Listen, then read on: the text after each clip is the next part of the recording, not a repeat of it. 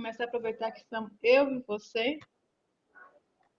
Não posso perder essa chance. Ok. Vou continuar falando da NR10, que é importante para o curso de vocês, faz parte da ementa. Nós vimos lá no início da matéria lei de Ohm, circuito elétrico, as grandezas da eletricidade, as grandezas mais importantes. Depois nós vimos os dispositivos de proteção. Agora, alguns circuitos de proteção também nós vimos, e agora nós estamos vendo a NR10, que é a segurança nas instalações elétricas. Mas antes de aprofundar um pouco dela, eu também queria falar sobre o cronograma nosso, que agora nós temos apenas 3 dias, né? Que é hoje, na próxima quinta-feira, que é dia 3, e no dia 10 já é a nossa avaliação final. Eu ainda nem olhei como que é a orientação da escola, mas provavelmente serão 10 questões fechadas, da maneira que nós já estamos acostumados a fazer. Eu creio que sim, eu não olhei com muitas questões, mas provavelmente sim. E também não olhei, deixa eu ver se meu arquivo que a escola mandou para mim está aberto. Não olhei se no dia da minha prova tem outra prova no mesmo dia, não olhei. Porque se tem, assim, se tem no mesmo dia 2 provas, né? Tem que correr, né? Para terminar, enviar e começar a fazer a outra prova, né? Então, hoje a aula a gente termina com a GNR10, a segunda parte. Semana que vem será uma revisão da avaliação final. Essa revisão será avaliativa, então vai ter uns pontinhos aí para fazer, para ficar, para dar uma alegria, né? Uma alegria para todo mundo, e ao final da aula eu vou corrigir a revisão para ficar mais um conteúdo para auxiliar os estudos de vocês, tá? Mas isso aqui eu vou escrever no final da aula, como também as pessoas que me entregaram, as pessoas que me enviaram o exercício, foi a Débora, o Alexandre, a Bruna, a Camila, o Eduardo Valente, a Luciana Loski, a Lohane, Regis, Laiane, Tulimar e Ingrid Silva. O Ingrid, você não foi a última, não. É porque eu coloquei por último, que eu olhei a caixa de entrada, depois eu fui olhar o spam para anotar. Mas depois também vou escrever no grupo quem me enviou, para o pessoal, quem não enviou, ver se aconteceu alguma coisa, se tem algum atestado, se estava trabalhando, por que não me enviou, né? Eu vou falar um pouco das medidas de controle. Bem, nós sabemos que a NR10 são orientações mínimas de controle, de segurança, são medidas mínimas que tanto o empregador como o empregado, né, são solidários em cumpri-las, né, com a finalidade de prevenção, né, de conseguir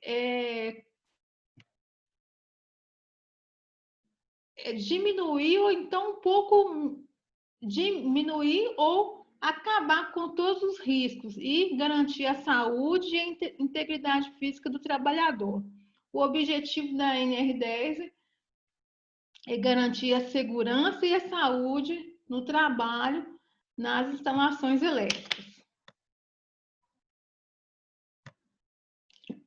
Bem, as medidas de controle são orientações mínimas, estão na norma, no item 10.2. É adotar medidas preventivas de controle de risco. As empresas são obrigadas a manter essas medidas de controle.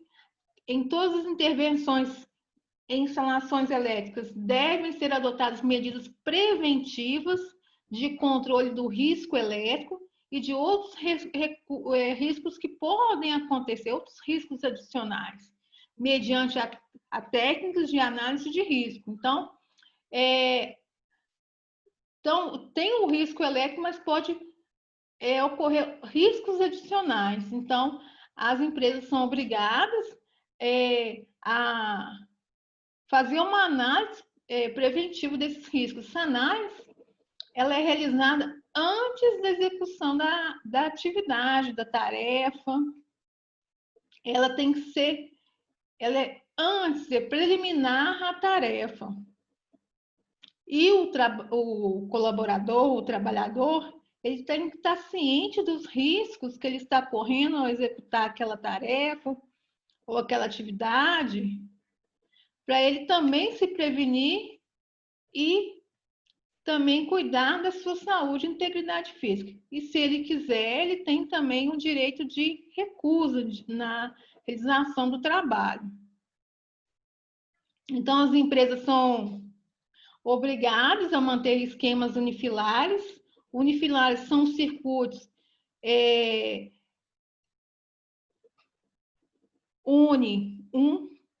filar, são os fios de com esquema do projeto elétrico, atualizado em seus estabelecimentos com as especificações de proteção de descargas atmosféricas e dos aterramentos também.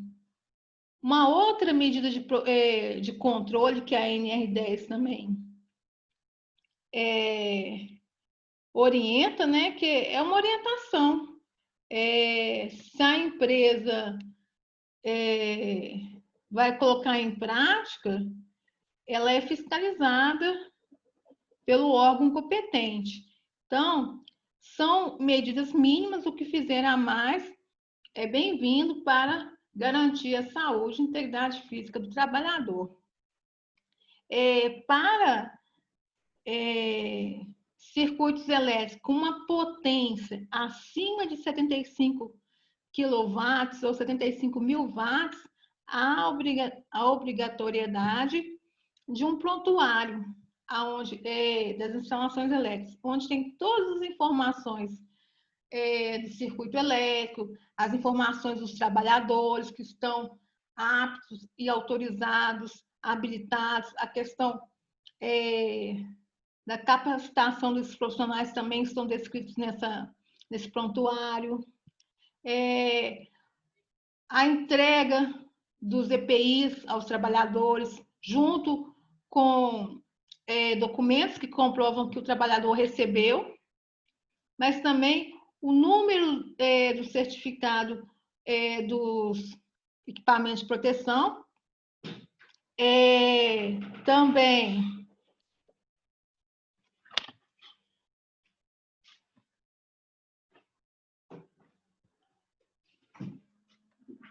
aqui no exemplo desse slide agora nós temos um diagrama unifilar de exemplo, onde está toda a simbologia do projeto elétrico.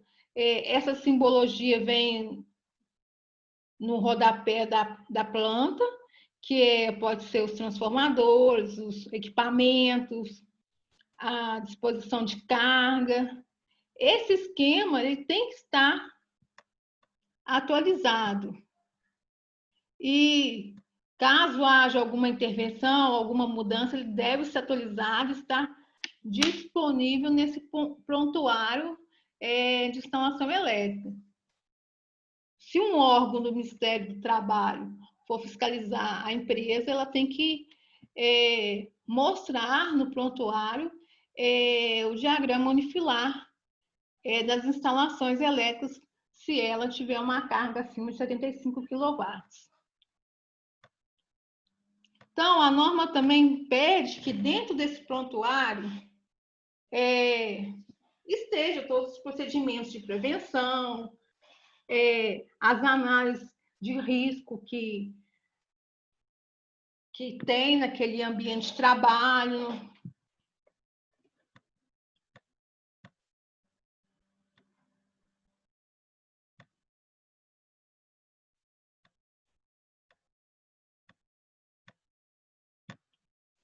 Então, pede, dentro do prontuário de instalações elétricas, ele tem as instruções, né?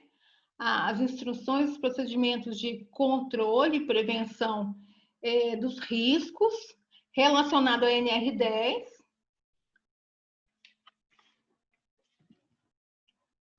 Bem, a NR10, como eu disse anteriormente, é a norma que fala da segurança nas instalações elétricas, porém ela abrange várias outras normas que também estão inseridas nessas normas. Por quê?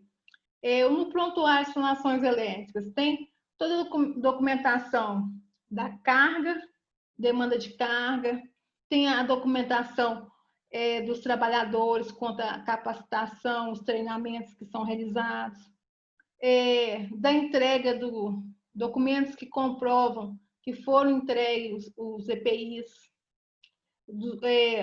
as especificações dos EPIs, dos EPCs, as ferramentas têm que ter a isolação, tem que ser ferramentas específicas para o trabalho em eletricidade.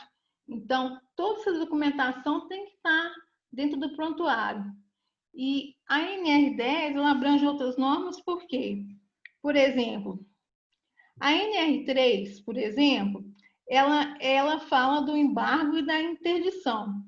Ela só não se aplica a extra baixa tensão. A extra baixa tensão para a NR10 é uma tensão abaixo de 50 volts para a tensão alternada.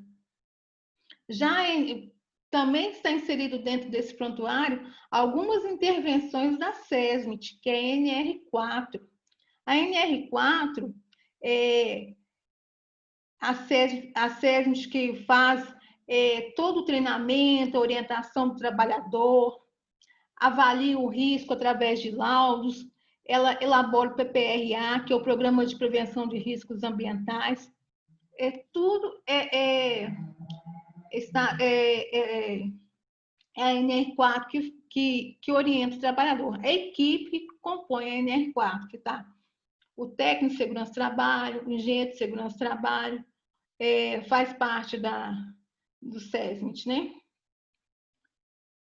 O SESMIT é Serviço Especializado de Saúde e Medicina do Trabalho, se eu não estou falando errado, porque é muitas siglas, né?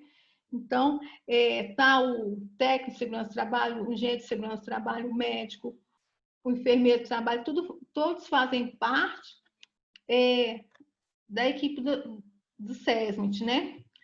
Por exemplo, também tem a CIPA, que é a Comissão Interna de Prevenção de Acidente, aonde tem a função de educar, conscientizar os trabalhadores quanto à prevenção de acidentes no ambiente de trabalho. A NR6, que é o EPI, que é Equipamento de Proteção Individual, que ajuda a proteger a saúde e integridade física do trabalhador. O EPC, que é Equipamento de Proteção Coletiva. O trabalhador recebe, o empregador, né, no caso, disponibiliza para o trabalhador sem nenhum ônus para o trabalhador o EPI, e ele tem como obrigação utilizar, né? Tanto o EPI como o EPC. A NR7, que é o PCMSO, que é o Programa de Controle Ocupacional e Medicina do Trabalho, que é a NR7, que é muito importante para acompanhar a saúde do trabalhador, acompanhar o trabalhador quando ele está com algum problema no local de trabalho, acompanhar a saúde do trabalhador através dos exames periódicos, ou acompanhar o trabalhador se acontecer algum acidente, alguma doença ocupacional também. Às vezes eu não estou falando tanto na ordem, mas são várias normas que estão inseridas dentro da NR10, como a NR12, que fala de movimentação de equipamentos e cargas, Se o eletricista trabalha em altura, nós temos a NR35, a NR17 fala da ergonomia, a posição do trabalhador, se ele trabalha em pé, sentado, agachado, a altura do plano de trabalho, da mesa. Então, tudo isso está inserido na NR17, nós temos a NR23, que são as áreas classificadas. As áreas classificadas, eu vou falar um pouco mais à frente, são ambientes com uma grande proporção de um ambiente explosivo, né? Através de gases, em mistura, em junção com oxigênio, pode ser um ambiente explosivo. A NR26, que fala de sinalização em segurança. Ainda tem uma outra NR que eu não coloquei aqui, são tantas que eu não coloquei aqui, que é a NR de proteção contra incêndios. E entre outras também que são indispensáveis serem aplicadas junto à NR10 para prevenção, para exterminar ou diminuir os riscos à saúde e à integridade física do trabalhador. Então, dentro do prontuário, são medidas, são instruções de prevenção relacionadas à segurança nas instalações elétricas, que é a norma 10. Toda a documentação de inspeção, de medição, sistema de proteção contra descarga atmosférica e também toda a documentação sobre o aterramento que tem nas instalações elétricas. Também nessa norma, nesse prontuário, perdão, deve também ter as especificações do EPI, que é disponibilizado ao trabalhador. O EPI tem um certificado de aprovação, que é um número. Qual que é o EPI adequado para o trabalhador que atua na eletricidade, não é o mesmo, por exemplo, do mecânico. Então, o EPC, que é equipamento de proteção coletiva, as ferramentas aplicadas à norma são ferramentas com isolação, isolação para evitar que elas conduzam, né, a eletricidade. Toda a documentação que comprova que o trabalhador recebeu o EPI, porque às vezes ele fala que não recebeu, então ele tem que assinar comprovando que ele recebeu. Toda a documentação também que comprova que o trabalhador foi qualificado, que ele é qualificado, habilitado, capacitado, autorizado a realizar o trabalho e os demais treinamentos disponibilizados pela empresa. Todos os resultados nos testes de isolação elétrica realizados em equipamentos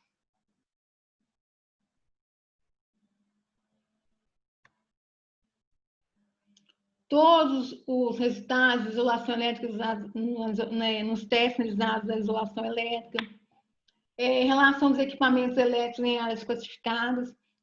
As áreas classificadas nada mais é que são áreas que têm uma potencialidade elevada em explosão na ocorrência porque tem uma atmosfera explosiva. Tudo isso faz parte do prontuário das instalações elétricas.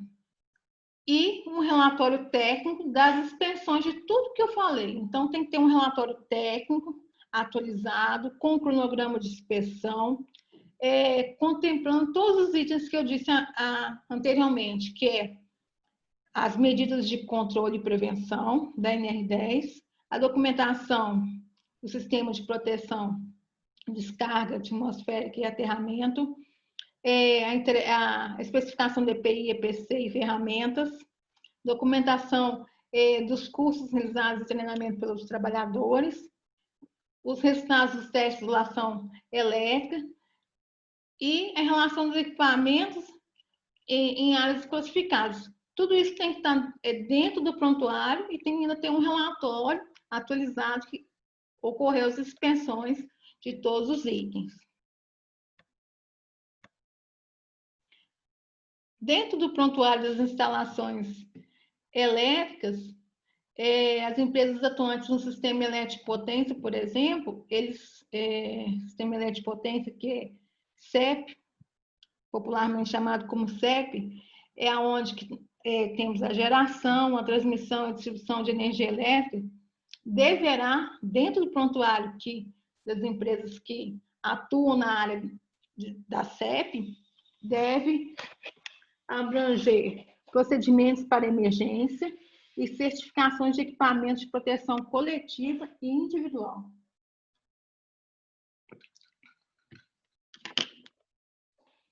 Aqui nós temos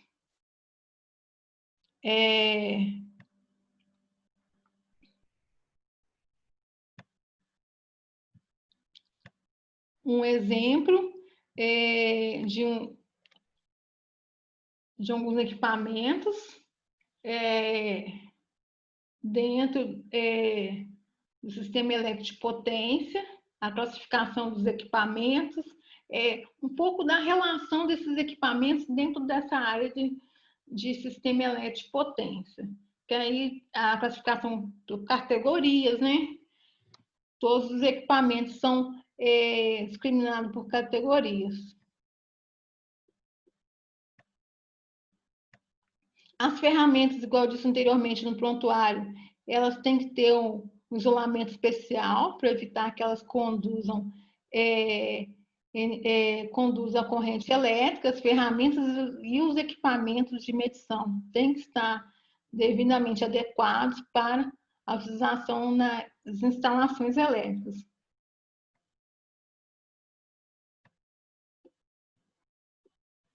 Agora nós vamos falar um pouco sobre o projeto Segurança em Projetos. Quando as instalações elétricas estão desenergizadas, ou seja, desligadas, está sem carga para fazer a manutenção elétrica.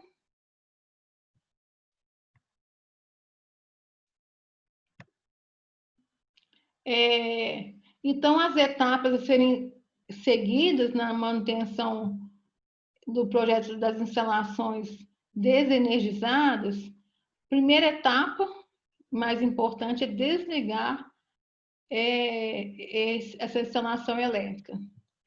Trata-se de abrir o circuito, de preferência de força, impedindo a circulação da corrente. Então, o circuito se abriu o disjuntor, quer dizer que a alavanca não está mais fechando o contato, então o circuito está aberto. Então, isso impede a circulação da corrente no projeto, no circuito de instalação. Então, a segunda etapa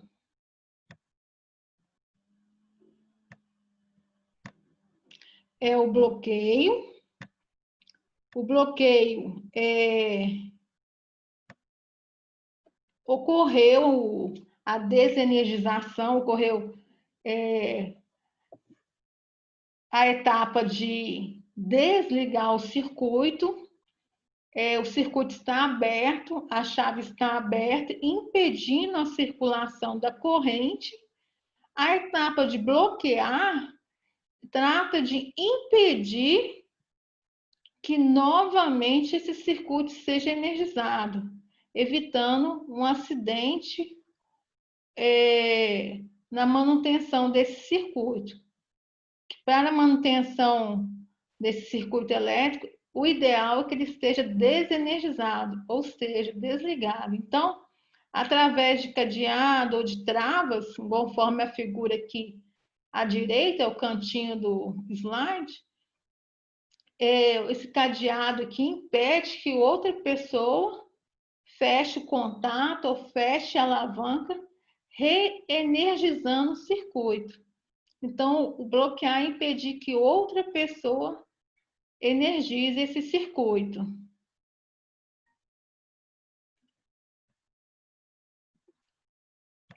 A próxima etapa é testar esse teste é para verificar se esse circuito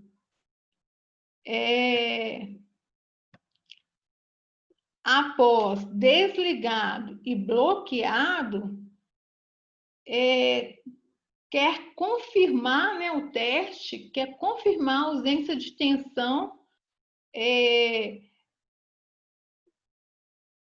a ausência de tensão nesse circuito. Então, faz a medição para comprovar, antes de começar a fazer a manutenção,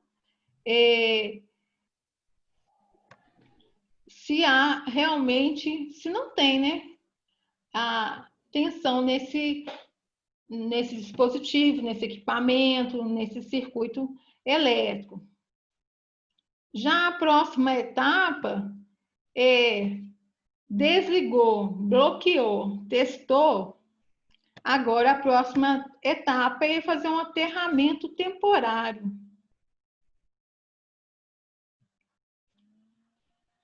O aterramento temporário trata de colocar todas as partes que são condutoras, ou seja, que conduz, em o mesmo potencial elétrico, ou seja, encaminhá-las todas para a Terra.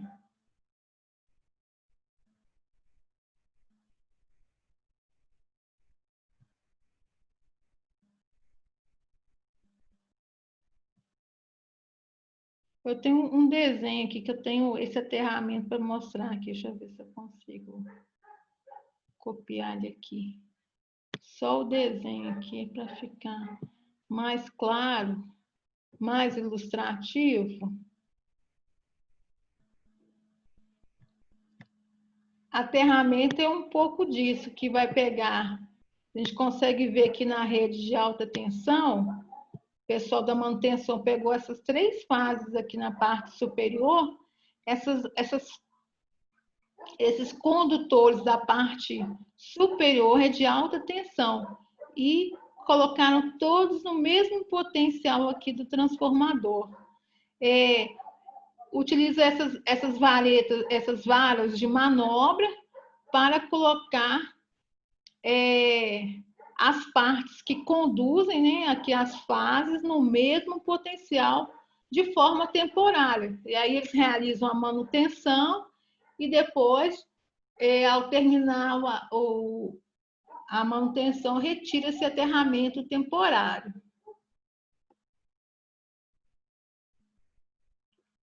Então, após fazer o aterramento, desligou, bloqueou, mediu, para confirmar a ausência de tensão no circuito aberto, porque pode ter uma corrente de fuga, aterrou as partes condutoras. Agora, a próxima etapa para o projeto de instalação elétrica desenergizado é proteger esse circuito. A proteção desse circuito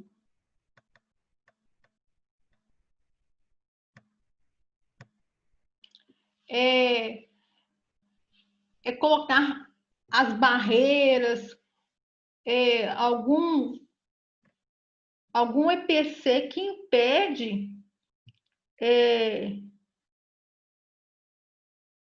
que as pessoas tenham contato, pode ser uma manta de isolação que impede que as pessoas tenham contato com esse painel, ou com esse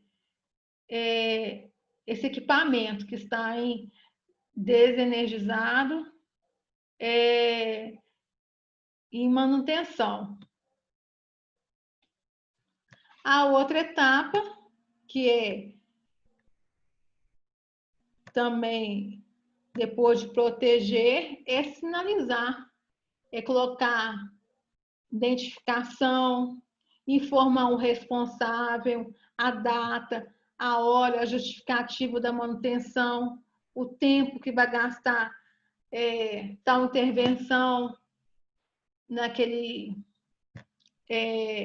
nesse projeto, nessa instalação elétrica, quanto tempo vai demorar a manutenção, quantas horas, sinalizar que está em manutenção, perigo. Então, tudo isso tem que estar bem claro e bem visível aos demais.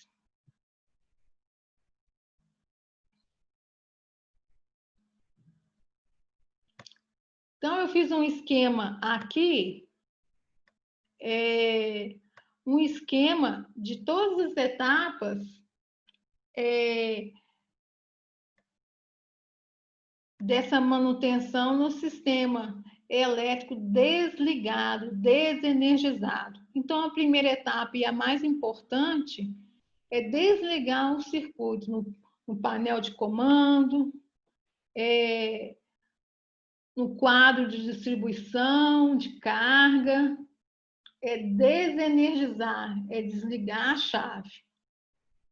Ao desligar, faz com que a corrente que estaria circulando nesse circuito seja impedida de circular, o circuito torna-se aberto, circuito aberto não há circulação da corrente. A segunda etapa é bloquear através de cadeado, de trava, impedindo que outros possam religar esse circuito. A terceira etapa é testar, através de equipamentos de medição, a ausência de tensão. Eu pus esse bonequinho aqui, ó. Medir, testar, verificar a ausência de tensão. A próxima etapa é colocar todas as partes condutoras no mesmo potencial elétrico, colocar todas no mesmo equipotencial, é aterrar. Aqui, o ponto em comum entre elas é a terra. O quinto passo é proteger esse quadro de carga ou esse painel de controle. E o número 6 também, todas as etapas são importantes, a mais importante é desligar, bloquear, testar e aterrar. E a outra etapa tão importante quanto é sinalizar, com a identificação, quem que é o responsável, quem que é o executante, a justificativa do bloqueio. Tudo isso tem que estar bem claro, quanto tempo que vai, o planejamento de quanto tempo essa manutenção tem que estar tudo bem claro dentro da manutenção das instalações elétricas. Antes de executar qualquer tarefa, é importantíssimo, indispensável a análise preliminar de risco. Essa análise, esse nome depende de empresa para empresa, cada empresa coloca um nome descritivo para investigar, né, prever esse risco e propor medidas de controle ou de extermínio desse risco. Cada empresa põe um nome diferente, APR, que é análise preliminar de risco, ou APT, análise preliminar de tarefa, cada empresa põe um nome diferente. Mas o objetivo é o mesmo, é uma análise, conseguir com um certo critério, analisar quais os riscos que esse trabalho tem. Quais são os riscos elétricos? Quais são os riscos adicionais? Quais são as medidas preventivas que eu devo tomar? Os EPIs, tem que usar os EPIs, os EPCs que eu vou usar, os equipamentos de proteção coletiva, tudo isso tem que estar bem descrito na análise preliminar do risco. Não deve fazer nenhuma tarefa, nenhuma atividade em eletricidade sem antes fazer uma análise, um estudo com muita atenção sobre os riscos que aquela tarefa ou aquela atividade está expondo à saúde do trabalhador. Porque, na realidade, o trabalhador vende as horas, né? As horas trabalhadas, né? Quando a Revolução Industrial que começaram as empresas, a pessoa deixou de trabalhar no campo para trabalhar nas empresas, a pessoa começou a vender as suas horas por um salário. Então, em algumas profissões, ele vende as suas horas e também ele tem que ficar atento à sua saúde, né? Então, há uma medida de controle e prevenção e cuidado com a saúde, é uma análise bem detalhada dos riscos, né? Nada faz a questão do choque elétrico, que pode ser leve, médio ou irreversível, nada faz voltar atrás.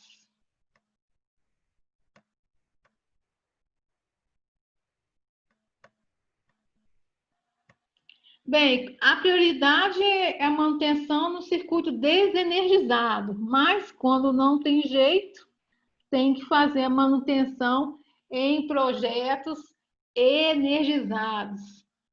Então, o certo é fazer que seja o mais seguro possível.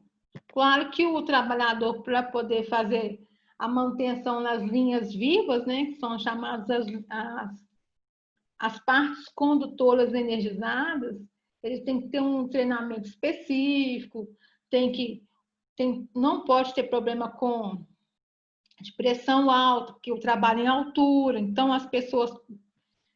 por isso que eu falo que a NR10 abrange várias outras normas, que eu trabalho em altura, a pessoa que trabalha em altura não pode ter problemas de labirintite, pressão alta, que isso atrapalha o bom andamento do trabalho. A pessoa com labirintite trabalhando em altura, ela sente uma tonteira e cai lá de cima, né?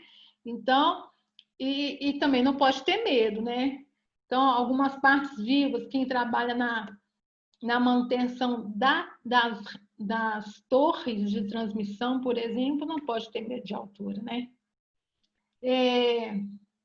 Então, já que não tem jeito de fazer a manutenção nas redes desenergizadas, é isolar as partes vivas, né? As partes energizadas, colocando obstáculos, barreiras, sinalização, se possível fazer um desligamento automático, algumas redes conseguem fazer desligamento automático, ou um bloqueio de religamento automático também consegue fazer a maioria dos sistemas de projetos energizados tem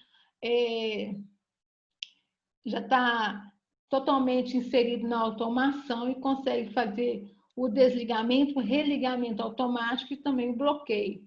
Eu coloquei aqui para vocês alguns EPCs, só mais a título de conhecimento. Aqui a gente tem as fitas zebradas aqui, os cones, algumas placas de sinalização, algumas sinaleiras.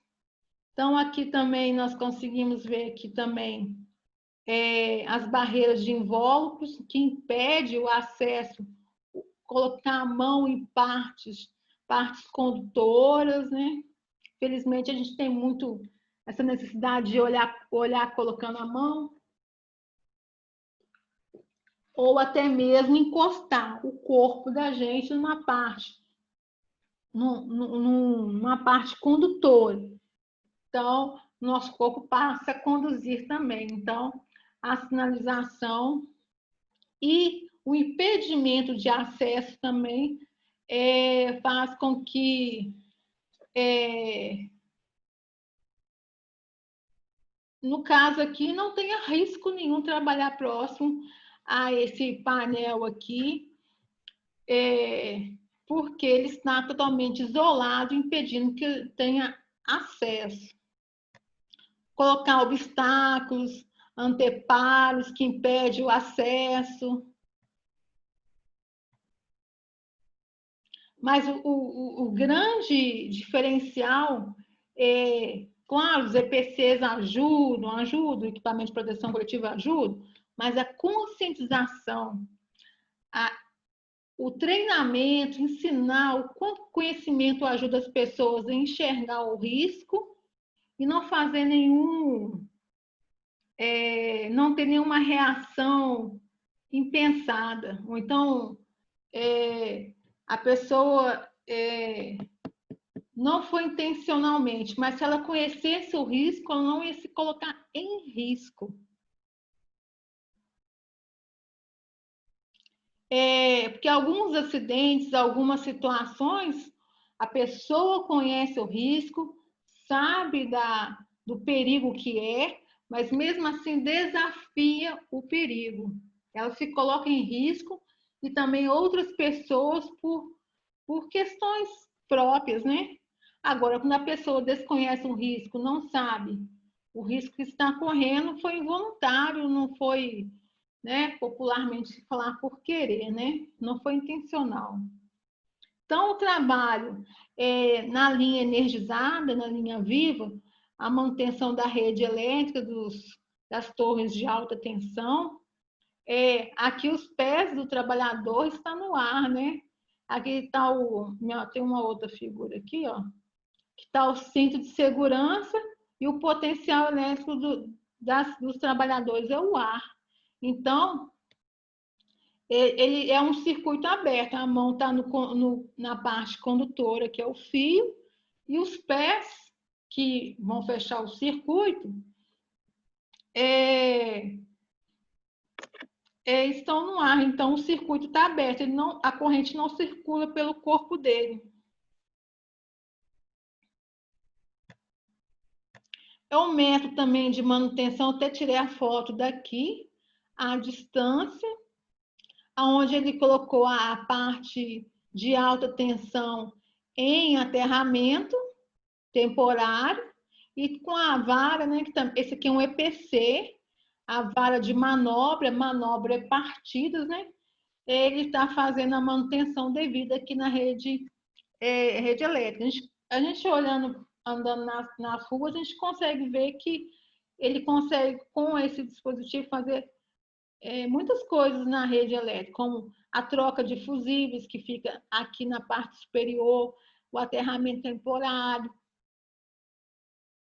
Então, ele consegue fazer com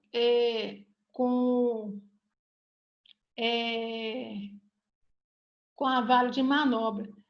O eletricista, né, a roupa que é anti-chamas, né, que é o PI anti-chamas, que se acontecer um incêndio ou uma descarga próxima ao corpo dele, a roupa não propaga chamas, né?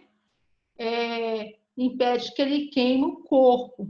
Então, eu estava vendo várias figuras de eletricista na internet que são totalmente equivocadas, porque o eletricista está de manga curta, o eletricista não trabalha de manga curta, de camisa de manga curta, sempre de manga comprida, e as luvas de proteção para evitar alguma queima no seu corpo.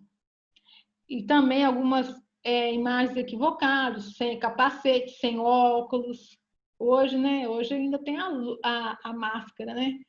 Então, tudo isso tem que ser levado em consideração para a proteção da saúde do trabalhador.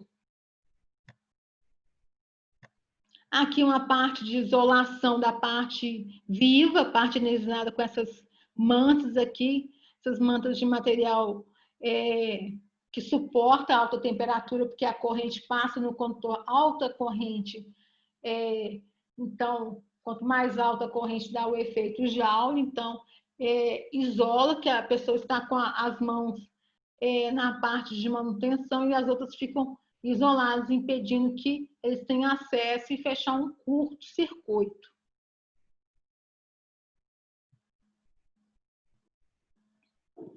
Os trabalhadores ou os colaboradores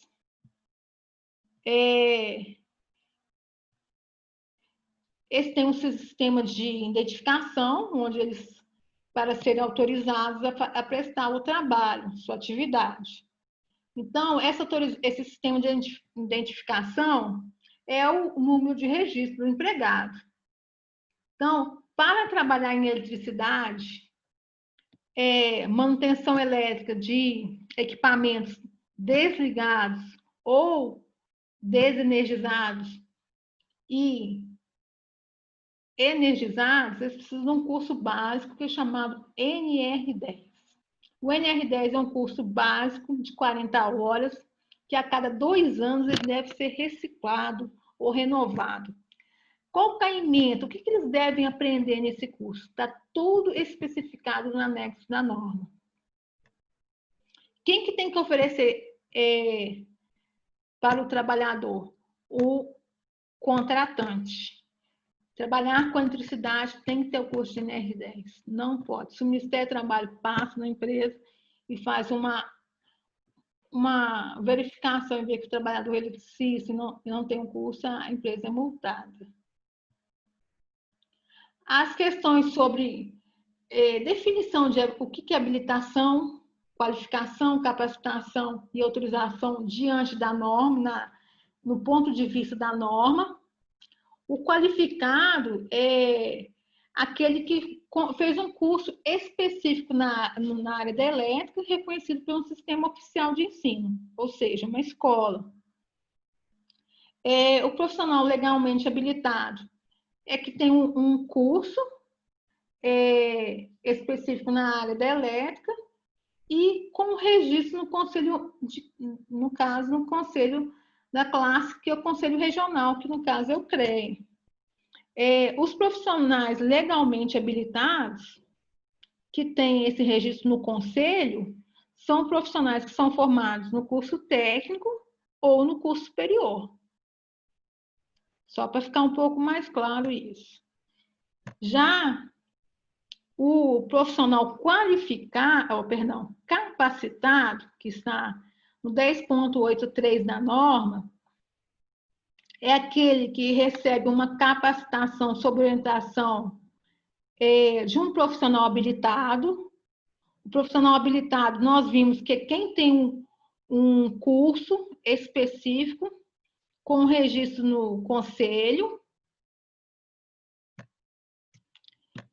e trabalha sob a responsabilidade de um profissional habilitado e autorizado. Autorizado, quem dá essa autorização é a empresa. Então, essa autorização é dada pela empresa. A capacitação, ela é só válida para a empresa que o capacitou, e essa capacitação é realizada por um profissional habilitado. E são considerados, a norma fala mais à frente, no 10.84, que são considerados trabalhadores autorizados os trabalhadores qualificados, com curso específico na área de elétrica, ou capacitados, e os profissionais habilitados, com anuência formal da empresa.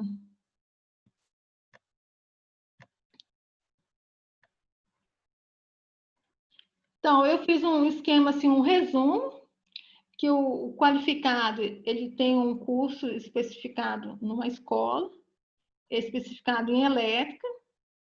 O habilitado é qualificado, mas ele é inscrito no conselho, no caso o CREA, então ele tem o curso técnico ou o curso superior. O capacitado, ele é capacitado por uma pessoa habilitada, que é autorizado pela empresa a dar esse curso, para dar o curso para o profissional ficar capacitado. E o autorizado também é de anuência da empresa.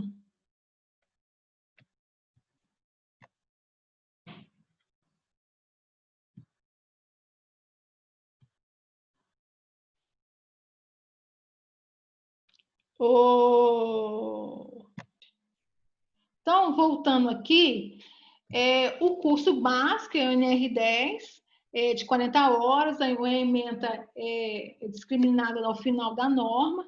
A reciclagem é de forma bienal, a cada 2 anos, ou por troca, ou deve ser realizada por troca de função, mudou de empresa, talvez a empresa exija um novo curso de NR10, o afastamento maior de 3 meses, ou então alguma modificação na planta das instalações elétricas da empresa. Mas a reciclagem é uma carga menor, é 20 horas em relação ao custo de NR10, que é 40. Aí, sobre a reciclagem, também ela é discriminada em anexo na norma. O procedimento de trabalho, também ele é um outro item importante da norma que fala que deve ser conter no procedimento de trabalho os procedimentos específicos, o que vai ser realizado, como vai ser realizado, o método, o número, né, da ordem de serviço, o responsável, quem são os executantes, que o eletricista sempre não trabalha sozinho, né? Sempre agora com essa questão de o mercado de trabalho está reduzindo, funilando os trabalhadores, né? Às vezes até anda trabalhando sozinho, né? O executante, o tipo de trabalho, se é manutenção preventiva, se é corretiva, a data, o local, a referência, a justificativa para o procedimento e a análise do risco e as medidas de prevenção. Os procedimentos de trabalho, os procedimentos, o treinamento e a autorização é dada pela equipe da SESMIT, que é a NR4, que é onde é fundamental que dá o treinamento, conscientiza o trabalhador sobre os riscos e sobre as medidas de prevenção. Sempre a questão da equipe tem o líder e a avaliação prévia dos riscos antes de iniciar a tarefa. Numa situação de emergência, tem que ter um plano de emergência, as orientações dos primeiros socorros, o resgate padronizado e o combate a princípio de incêndio. Tudo isso tem que estar bem especificado, bem treinado os trabalhadores para ajudarem numa situação de emergência. Dentro da norma fala das áreas classificadas que são muito importantes, assim, no critério que a área classificada é uma área que tem propensão de incêndio, né? Que é uma área que tem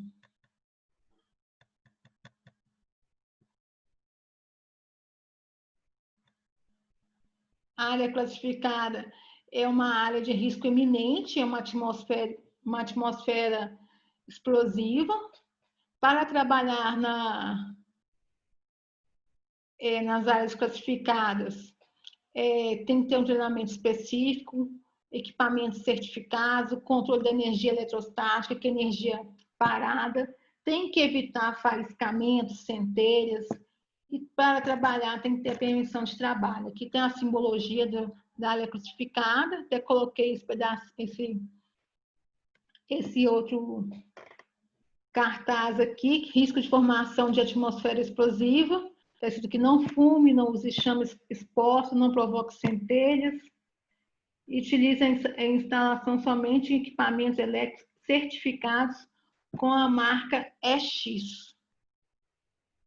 Então, a área classificada, como eu disse, é consequência chamamos de atmosferas explosivas, substâncias inflamáveis nas formas de poeira, gás ou vapor, que misturados ao ar atmosférico representam riscos de explosão.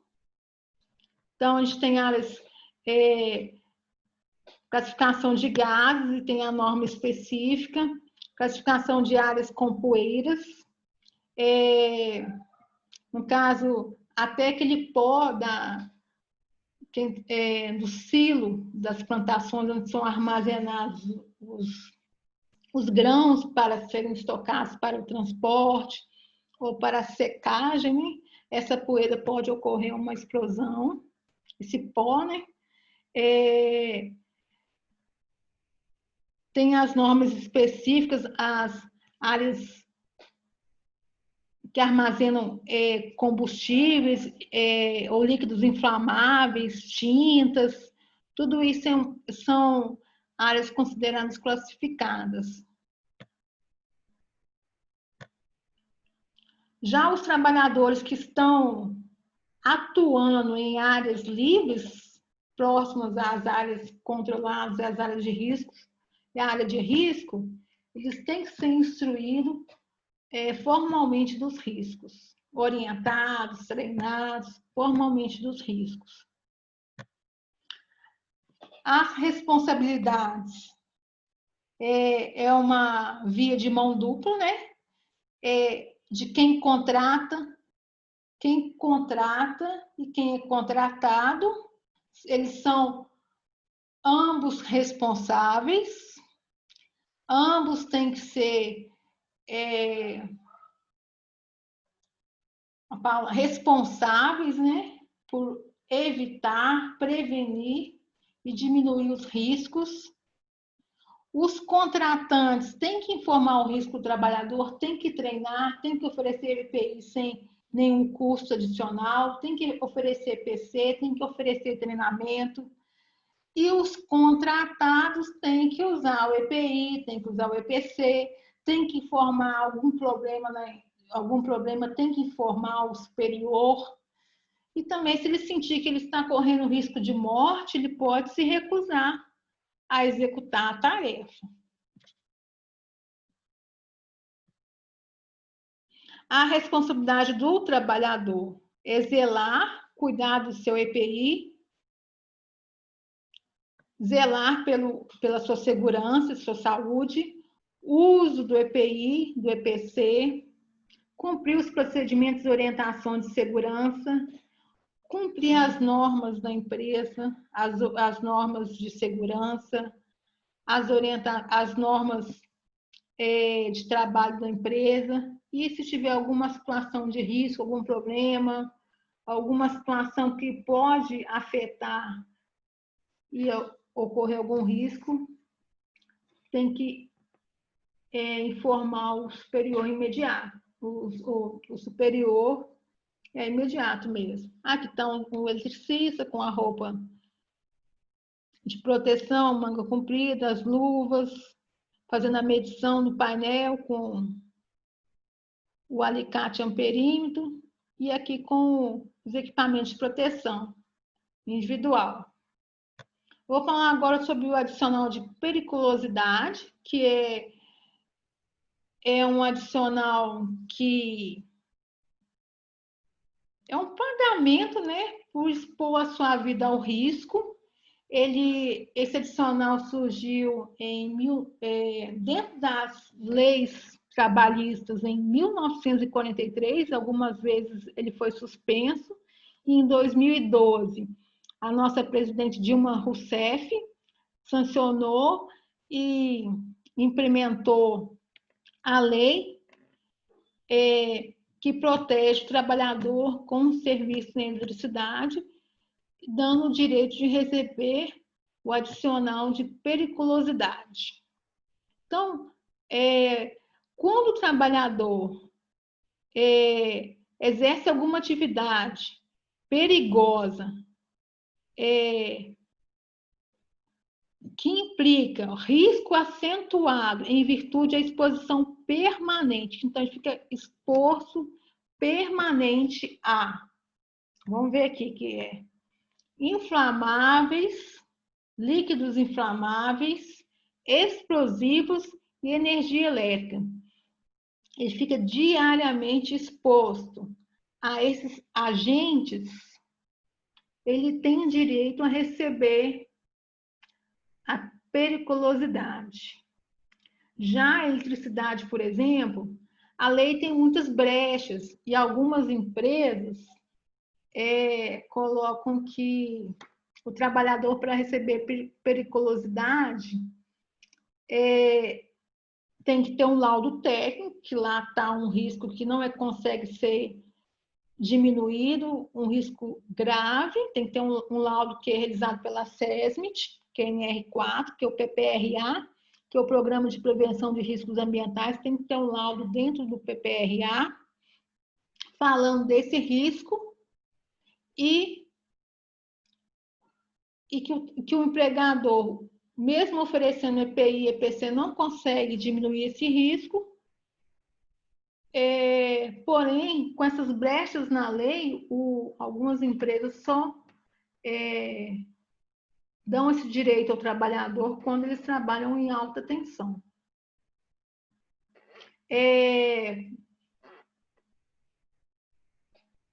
As brechas na lei que atrapalham, que deixam de realmente atender o trabalhador. Também é considerado periculosidade, só que não está na lei especificadamente, o trabalho de mergulho, né? Então, que é um risco de morte iminente para o trabalhador, mas essas brechas na lei atrapalham o trabalhador de receber. Então, o adicional de periculosidade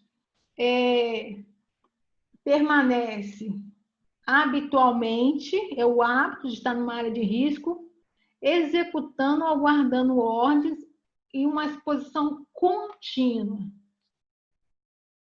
Aí sim, ele tem direito a receber esse adicional.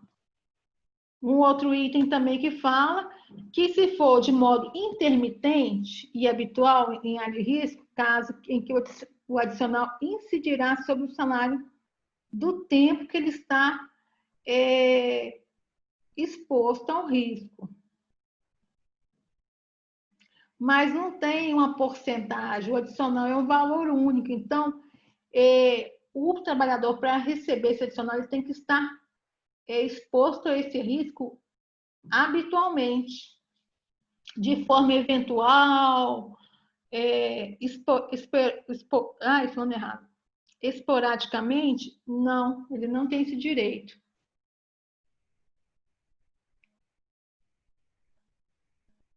Então, são equipamentos ou instalações em situação de risco, aqueles cujo contato físico ou expulsão aos efeitos da eletricidade possam resultar a incapacidade do trabalhador, invalidez ou permanente morte. Então, se o trabalhador ficar incapaz, inválido ou morrer, ele não tem como executar a tarefa que ele realizava anteriormente.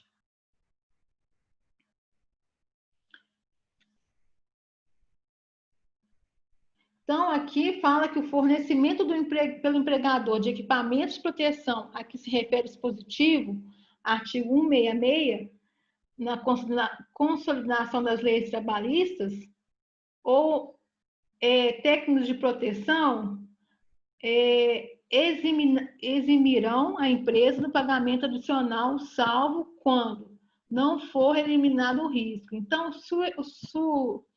o empregador oferece EPI, medidas de proteção, e consegue extinguir esse risco, ele não tem que pagar adicional. Porém, se não, mesmo oferecendo EPI, EPC, medidas de proteção e prevenção, ainda há esse risco de ficar inválido, incapaz ou até morrer, ele tem que pagar esse adicional de periculosidade. Porém, o empregador só pagará quando não conseguir eliminar o risco. Aí é necessário um laudo do PPRA, que é do SESMIT, que é a NR4. PPRA, que é o Programa de Prevenção de Riscos Ambientais. Tem que estar um laudo falando desse risco, que ele não é possível ser eliminado. E esse risco pode causar ao trabalhador incapacidade de trabalho, invalidez e até a morte. Isso tem que estar bem especificado para o trabalhador ter direito a receber esse adicional.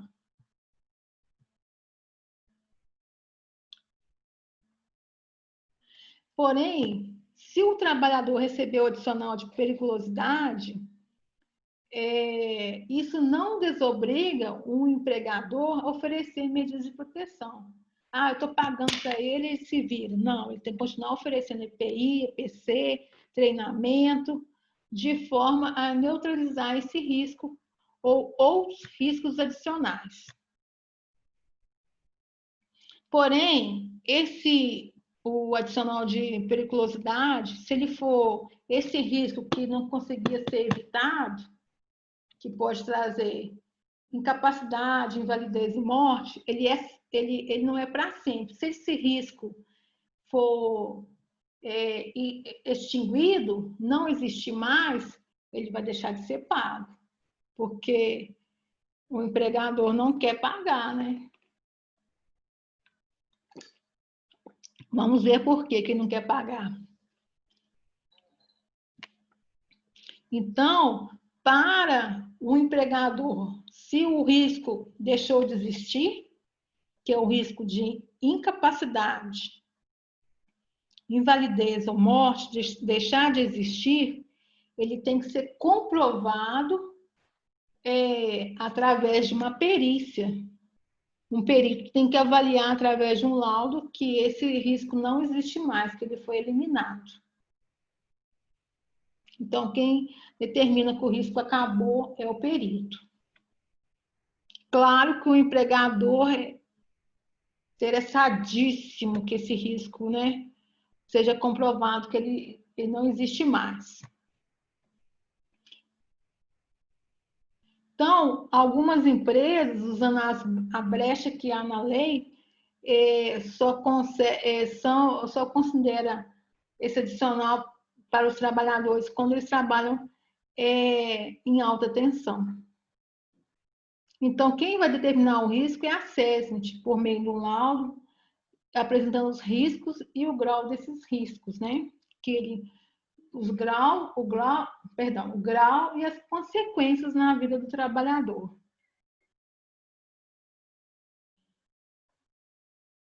Alguns trabalhadores trabalham bom tempo com eletricidade, até com alta tensão, e não tem direito a receber, não tem um laudo, então não tem a empresa não, dentro da brecha, né, da lei, ela não paga. E após sair da empresa, ele entra na justiça para receber esse direito.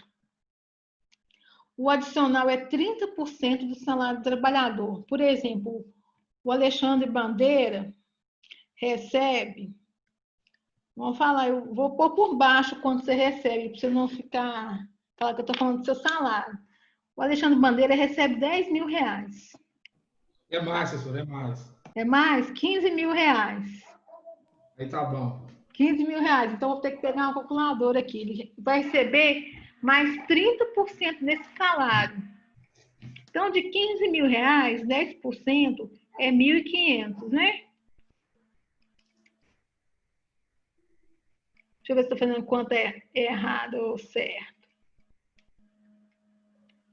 É 1.500, 10%. Então, ele vai receber 15 mil, que é o salário dele, mais os 30%, que é 4.500. Então, ele vai receber 19.500. Aí o Alexandre vai até na orelha, né? Claro, recebendo 19 mil, tirando onda com a galera.